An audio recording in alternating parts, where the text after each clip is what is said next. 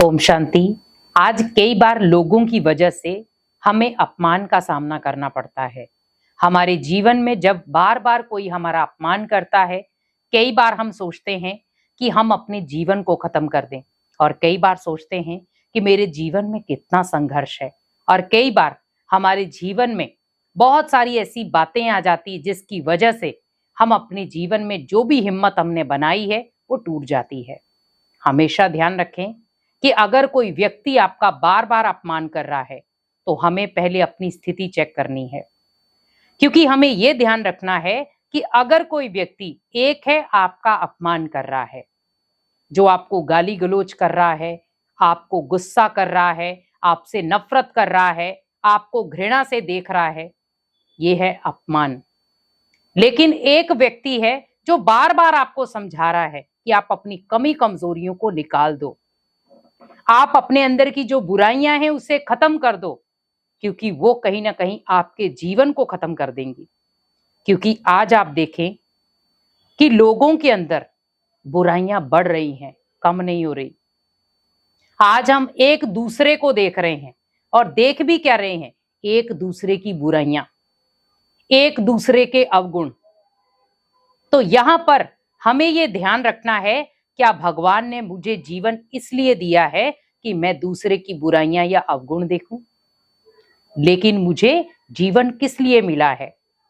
कि मैं लोगों की बुराइयों को खत्म कर सकूं, लोगों के अंदर जो अवगुण हैं उन्हें मैं गुण में परिवर्तन कर सकूं। आज आप सोचो, किसी भी स्थान पे आप जाते हैं, लेकिन वहां पर आपको अच्छाई की बातें कम से कम भी 20% मिलेंगी, लेकिन बुराई की बातें आपको 80% मिलेंगी।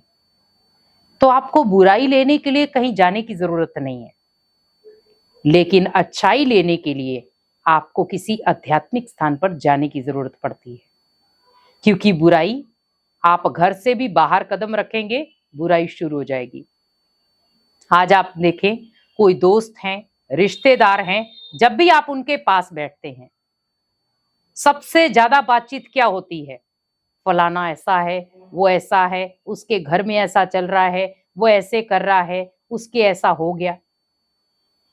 लेकिन जब कोई आध्यात्मिक व्यक्ति आपके पास बैठता है तो वो आपकी स्थिति को बनाने की कोशिश करता है, आपके अंदर की जो बुराइयां हैं उन्हें नष्ट करने की कोशिश करता है। वो यही सोचता है कि अगर मैं 5 मिनट भी किसी के पास बैठूं तो मैं उसके मन की भाषा को समझकर उसको निवारण दे सकूं।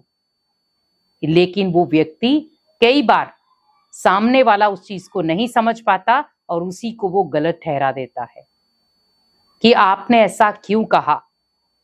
कई बार सोचो कि जब कोई व्यक्ति आपको बुराई से निकालता है, कई बार वही बुरा बन जाता है। हमेशा कहा जाता है कि अगर कोई दलदल में गिरा हुआ व्यक्ति है, सामने वाला उसे दलदल से निकाल रहा है, तो थोड़ा बहुत तो दलदल का हिस्सा तो उसको भी लगेगा, क्योंकि वो कीचड़ से निकाल रहा है तो थोड़ा बहुत कीचड़ तो उसको भी लगेगा। लेकिन उसे पता है मुझे इस कीचड़ को साफ कैसे करना है। पर जो प्रॉपर तरीके से दलदल में धंसा हुआ व्यक्ति है, उसको कैसे साफ करेंगे? पहले तो उसे निकालने की कोशिश करनी पड़ेगी, निकाल करके आप साफ कर सकते हैं।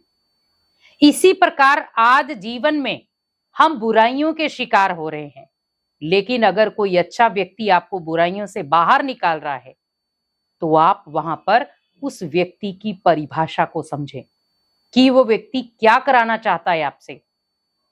आज आप देखें, कोई मान लो आपके पेरेंट्स ही हैं, आपको कोई आपकी कमी कमजोरी बताते, बेटा आप ऐसे मत किया करो, ये आपके जीवन के लिए अच्छा नहीं है, आपकी लाइफ के लिए अच्छा नहीं है।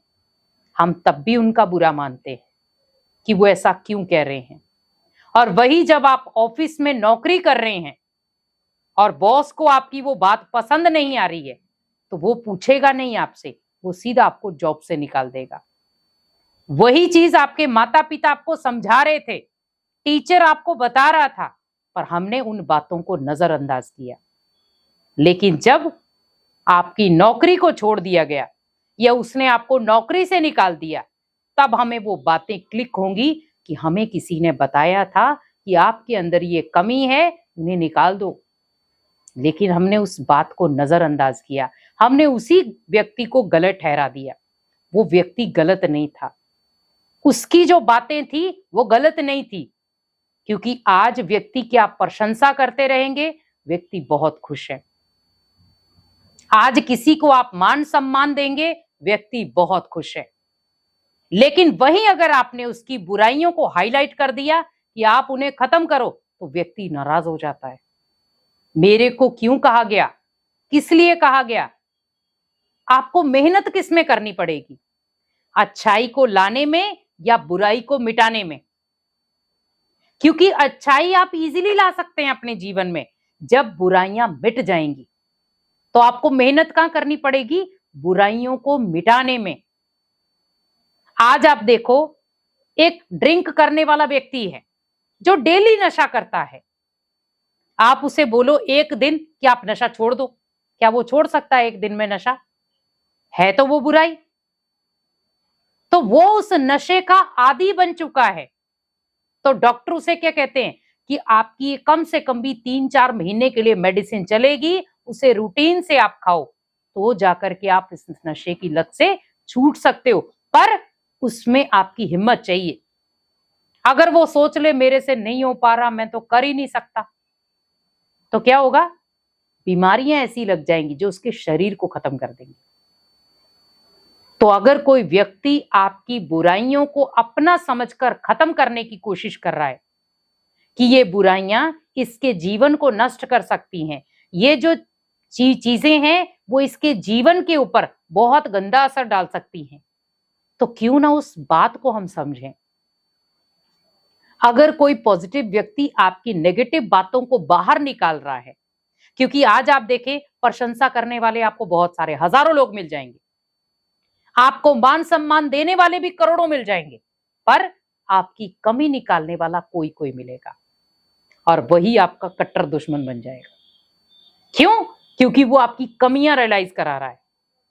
लेकिन हमें सुनने की आदत नहीं है, बदलने की आदत नहीं है। लेकिन जब वो कमियां आपके कर्मों को गलत कर देंगी और फिर धर्मराज की सजाओं के भागी बन जाएंगे, तब आपको याद आएगा कि कोई मुझे सुधार रहा था, पर मैंने उसकी बात नहीं सुनी। तो जब आपके जीवन में बुराइयां होंगी तो कर्म गलत होंगे, लेकिन जब जीवन में अच्छाइयां होंगी तो कर्म सही होंगे। तो यहां पर आपको देखना है कि जो आपको मान सम्मान दे रहा है वो व्यक्ति राइट है, लेकिन जो व्यक्ति आपकी कमी कमजोरियों को निकाल करके उससे खत्म करने की कोशिश कर रहा है वो राइट है।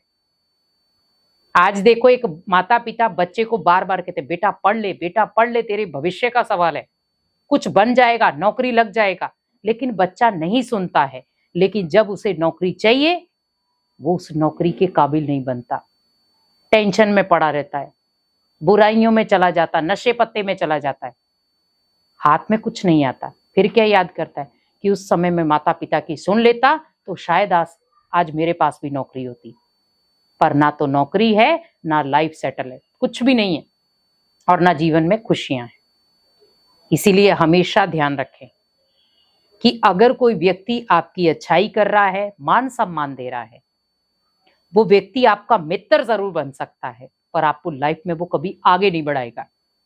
लेकिन जो व्यक्ति आपकी बुराइयों को बाहर निकाल रहा है और उसे ठीक करने की कोशिश कर रहा है, वो व्यक्ति आपका सच्चा मित्र है, और वो आपकी लाइफ को बेटर बनाने की कोशिश कर रहा है। इसीलिए उस बात को समझें और अपनी लाइफ को परिवर्तन करें, क्योंकि आपकी लाइफ भगवान के साथ जुड़ी है। क्योंकि आपके कर्म श्रेष्ठ होंगे तो भगवान खुद ब खुद खुश हो जाएगा। ओम शांति।